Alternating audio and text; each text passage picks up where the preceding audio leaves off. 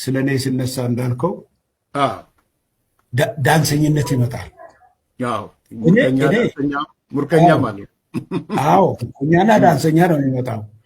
ዛሬ ያሳይ ለኔ የብሔራዊ ቲያትር አይደለም ጀነራልነትን የሰጠኝ እኮ ብሔራዊ ቲያትር አይደለም ጀነራልነትን የሰጠኝ።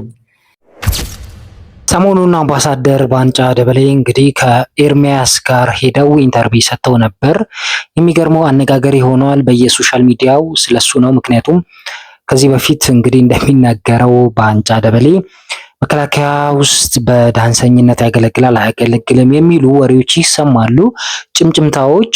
ከዛ በኋላ ይህን በግልጽ በድፍረት ስለዚህ ጥያቄ መልሷል። እኔ የሚገርመኝ ፖለቲካ ምን ያህል እንደሚቀያየር አሳያቸዋለሁ፣ ምንስ ሀሳብ ተሰጡ የሚሉትን ሁሉንም እያንዳንዷን ነገር እስቲ ዛሬ ሰብስበን መረጃ ይዘንላችሁ ቀርበናል። የሆነ ቪዲዮም ተለቋል። ባንጫ ድሮ ውዝጓዜ ላይ በነበረበት ጊዜ ነው። ውዝጓዜ እኮ ነበር ብለው የሆነ ቪዲዮ የቴክኖሎጂ ጊዜ ነው እንግዲህ ከየት ፈልፍለው አምጥተዋል። እሱንም እንይዛለን። ከየአቅጣጫው የተሰጡንም ሀሳብ እናቀርባለን። ቪዲዮ ለሁሉም ተደራሽነት እንዲደርስ ላይክ በማድረግ ጀምሩ። በመጀመሪያ ግን ፖለቲካ ምን አይነት ቆሻሻ እንደሆነ ማስረጃ ኤርሚያስ ጋር ቀርበው ነው ሀሳብ የሰጡት። ኤርሚያስ ማለት ደግሞ ከዚህ በፊት ስለ ባንጫ ያሉት ነገር ያስገርማል። ምንድነው? እስቲ እሱን እንመልከት። ባጭሩ ግን የባንጫን ነገር ለማጠቃለል እኔ አይቼዋለሁ 20 ምናምን ዓመት በአካልም ተገናኝተን ሀረር ላይ ምን አይነት ሰው እንደሆነ አይቻለሁ። ዘላለም የሚባለው የፖሊስ አዛዡን ጨምሮ ማለት ነው። አሁን ያለው ከሱ ጋር ስገናኝ ነበር። በቤተሰብ ደረጃም በተለይ ከቤተሰብ ከልጆቹ እናት ጋር በጣም በቅርበት አውቃለሁ። ኢህአዴግ ጽሕፈት ቤት ነው ያለው። ባጭሩ ባጫ ማለት ስልጣን ላይ እስከ በጣሽ ድረስ በማንኛውም ጊዜና ወቅት የምትገዢው ምርት ማለት ነው። ኮሞዲቲ ማለት ነው። አስቡት፣ ይህን ንግግር በተናገረበት አንደበት ይህን ቃል ባወጣበት ምላሽ ተመልሶ ዛሬ ባንጫን አቅርቦ ለሱ ሲደግፍና ሊከላከል ሲሞክር ማየት ትንሽ ያስገርማል አይደል? እኔ ማንም የፖለቲካ አማኝ አይደለሁም፣ ማንንም አልደግፍም። ከዛም የመጡትን ሀሳቦች ለእናንተ ይዤላችሁ ቀርባለሁ። ፍርዱ ለእናንተ። እስቲ ሰሞኑን የተለቀቀው ቪዲዮ ምንድነው? አጭር እሱ ልጋብዛችሁና ምን ተባለ ከዚህ ኢንተርቪው በኋላ የሚለውን እንመልከት። ሲሆንሽ ቪዲዮ አጭር ላሳያችሁ።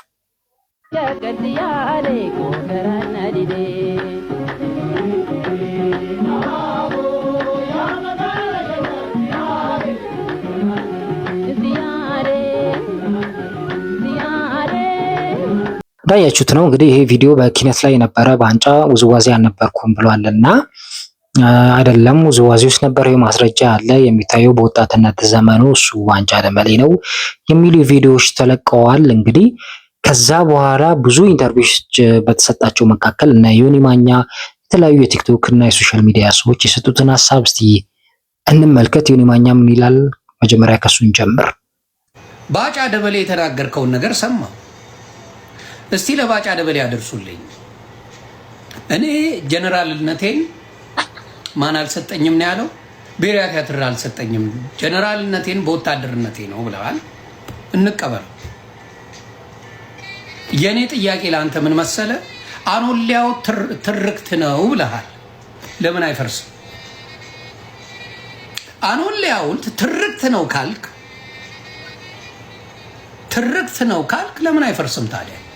አንተ ነህ ጀነራሉ። ዮኒ ማኛ እያለ የሚገኘው እንግዲህ ባንጫ ደበሌ በሰጠውት ኢንተርቪው ላይ አኖሌ ትርክት ነው፣ ብሔራዊ ቲያትር የተባለውም ትርክት ነው እና ምንም ውሸት ነው እየተባለ ነው። ታዲያ ውሸት ከሆነ ለምንድን ነው የማይፈርስ? እስካሁን ድረስ ሐውልት ተንጠልጥሎ የተለያዩ ብሔር ብሔረሰቦች ትልቅ ህዝቦችን ለምንድን ነው የሚያጋጨው የሚል ሀሳብ ነው። እውነታ ያለው ይመስላል። ይቀጥላል። አንተ ነህ ጀነራሉ፣ ማዘዝ ትችላለህ። ከሌሎች ጋር ተማክረህ ይሄ ትርክት ነው ከእንትና ጋር ማውራት ትችላለህ። ከማርሻል ብርሃኑ ጁላ ጋር ተማክራችሁ ይሄ ለህዝብ የማይጠቅም ነው፣ ህዝብን የሚያጋጭ ነው ብላችሁ ለምን አላፈረሳችሁት? ለምን አታፈርሱት? በተግባር እንጂ በወሬ ይህን ህዝብ የምታጭበረብሩት በወሬ ያገኛችሁትን ሰው በአደባባይ እንደምትረሽኑ አሳይታችኋል። እንግዲህ ፖለቲከኞች የሚያወሩት ወሬ በጣም አንዳንዴ ሚዛናዊ አይሆንም። ምክንያቱም ዛሬ ያሉበት ማንነት ነገ ላይ አይገኙም። ሁሉም ይገለባበጣል። የኢትዮጵያ ምስኪኑ ህዝብ ብቻ ነው የሚቀረው። አኖሌ ትርክት ነው ካለ የራሱን ዲፌንድ ለማድረግ ነው ባንቻ ደበሌ ይህን ነገር የገለጸው። ብሔራዊ ቲያትር ትርክት ነው ካለም እዛ ላይም ስለ አኖሌ የተወራው ትርክት ነው። ስለዚህ ለምንድን ነው የማይፈርሰው? ለምንድን ነው መሆን የለበትም? ይሄን ህዝብ ከህዝብ ያጋጫል፣ መቅረት አለበት ብሎ ለምን አልፈረሰም? እንዲፈርስ ለምን አልተደረገም? ስልጣኑም አቅሙም አላችሁ ከማውራት በዘለለ የሚል ሀሳብ ነው የሰጠው። እስቲ ሌላም ይቀጥላል። ባጫ ደበሌና ኤርሚያስ ለገሰን አንድ ላይ የመንግስት ተከላካዮች ሆነው ማየት ትንሽ ሊደንቅ ይችላል። ነገር ግን የኢትዮጵያ ፖለቲካ የታወቀ ስለሆነ ብዙም መደንገጥ አያስፈልግም። በመጀመሪያ ደረጃ ተስፋዬ ገብረአብ ቀጣፊ የሆነ የሻዕቢያ ጸሐፊ ነው። በብዕሩ የሰራው ስራ ሁላችንም የምንረሳው አይደለም። ነገር ግን ይሄንን ስራ ስሰራ ከጀርባው እነ ኤርሚያስ ለገሰ ነበሩ። ባጫም በዛው የፖለቲካ አሰላለፍ ውስጥ ነበረ። በነገራችን ላይ ተስፋዬ ገብረአብ ባጫም ብቻ አይደለም አባዱላንም ያላደረገው ነገር የለም። አባዱላ ግን ሪቫይቭ አድርጓል። እንዴት አድርጎ? የኦሮሚያ ክልል ፕሬዚዳንት እያለ ከፍተኛ የሆነ ስራ ሰጥቷል ለኦሮሚያ። እንግዲህ ተስፋዬ ገብረአብ የኤርትራ ሰው ነው። የኢትዮጵያ ሂስትሪ ታሪክ ውስጥ በጣም ብዙ ታሪኮችን ጽፏል። የሚታወቀውም እርስ በርስ ከሚያጋጭ ጽሁፎች ውስጥ መካከል አኖሌን ታሪክ እንዲገነባ ሐውልት እንዲገነባ ያደረገው እሱ ነው። ሚኒሊክ በጥንት ጊዜ የኦሮሞን ማህበረሰብ ጡት ቆርጧል የሚለውን መጀመሪያ ትርክት የጻፈው እሱ ነው። ብዙ ትርክቶችን ጽፏል እንደሚለው። ለዚህ ትርክት ደግሞ ኤርሚያስም በሆነ ጊዜ ሲደግፍ ወይም ደግሞ ሲተች ነበር። አሁን ተገልብጦ ባንቻ ደበሌ ደግሞ እሱ ላይ መቅረቡ በጣም ያስገርማል የሚል ሀሳብ ነው። እስቲ ይቀጥላል። ተስፋዬም የማይረዱት ነገር ምን መሰላችሁ? ወታደር ስትሆን ለመማረክም ለመማረክም ለመግደልም ለመሞትም ነው የምትገባው። ስለዚህ ባጫ መማረኩ ቢግ ዲል አይደለም። ለፖለቲካ ጥቅም ግን ታውለዋለህ ያ ማለቱም ነው። ይሄ ላይ ብዙም መከራከር አልነበረበትም። ባጫ ራሱ ሲጀመር ይሄንን አጀንዳ አድርጎ እንዳያነሳው ማድረግ ነበረበት ኤርሚያስ በውስጥ ተነጋግሮ ማለት ነው። አንዱ ነው። ዋናው ቁም ነገር ግን መሰላችሁ ኤርሚያስ ለገሰ የሚደግፉ የትኛውም የፖለቲካ ስርዓት የበሰበሰ ስርዓት ነው።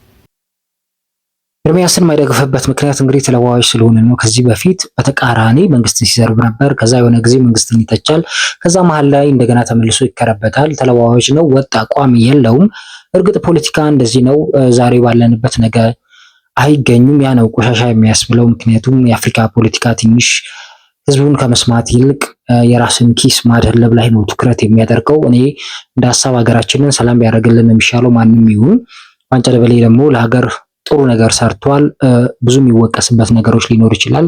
ኪነትም ተወዛዋዥ ሆነ አምኖበት በኪነትም በተወዛዋዥነትም ማገልገል አንድ ለሀገር እስከሆነ ድረስ ምንም ችግር የለውም። የተለያዩ ዘፋኞች እነ ጥላሁን ገሰሰ እነ ማዲንጎ መከላከያን ሲያገለግሉ ከዚህ በፊት ሰምተናልና ችግር የለውም። ግን እኔ አይደለሁም ማለቱ ነው ችግር የሚያመጣው። ምክንያቱም የሚታፈርበት ነገር አይደለም። በሀገራችን የፖለቲካ ስርዓት ውስጥ እርስ በርስ የተከረባበቱ ህዝቡን ወደ ቁልቁል የሚያሸሹ ሰዎች እየበዙ ይገኛሉ። እስቲ እናንተስ ምን ተሰማችሁ? ምን ሀሳብ አላችሁ? አስቀምጡልን። ለዛሬ ያለን ፕሮግራም ይህን ይመስላል። አበቃን። ብዙ የተለያዩ መረጃዎችን ከዚህ በኋላ እናመጣለን። ይመቻችሁ።